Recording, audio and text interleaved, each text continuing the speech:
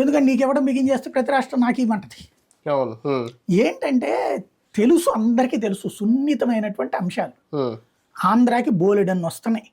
ఇప్పుడు 85 లక్షల మందికి రేషన్ ఫ్రీ వస్తుంది, 5 కిలోలు ఫ్రీ వస్తుంది, 5 కిలోలేమో దీని కింద వస్తుంది. అట్లాగే మధ్యాహ్న భోజనం ఫ్రీ, ఆయుష్మాన్ భారత్, ఇప్పుడు ఆరోగ్యశ్రీకి డబ్బులు రాష్ట్ర ప్రభుత్వం కట్టుకోనక్కర్లా, ఆయుష్మాన్ భారత్ కింద కేంద్ర ప్రభుత్వమే కట్టుకుంటుంది.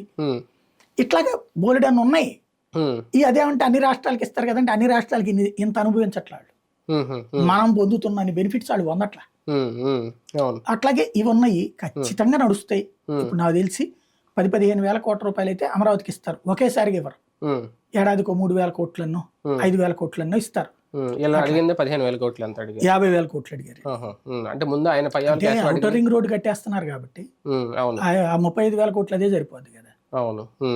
Inner ring road, outer ring road. Andhra Pradesh తో పాటు బీహార్ కూడా ఒక రకంగా మోడీ ఈసారి పరిపాలనకి మెడ మీద కత్తి అవుతుందా? వాళ్ళు కూడా ప్రాజెక్టుల డెవలప్మెంట్ కోసం 30,000 కోట్లు ఎంతో డిమాండ్ చేశారు నేరుగా అనేది. ఏం లేదు, మీడియా రెచ్చగొట్టే ప్రయత్నం చేస్తుంది. ఇదిగో వీళ్ళిద్దరి మీద ఆధారపడ్డారు, వాళ్ళిద్దరు డిమాండ్ చేస్తున్నారు, ఇంకేముంది మోడీ సర్కార్ అయిపోయిందని వాళ్ళు చెప్పారు. మేమేం ప్రభుత్వాన్ని కోల్చాలనుకోవట్లేదు, సహజసిద్ధంగా అడుగుతామని. ఇప్పుడు స్టాలిన్ వెళ్ళి అడిగాడు, అంతకుముందు మొన్న రేవంత్ రెడ్డి వెళ్ళి అడిగాడు. మరి ప్రభుత్వాన్ని గులుస్తున్నట్ట అడుగుతారు కదా, ప్రతి ముఖ్యమంత్రి అడుగుతాడు.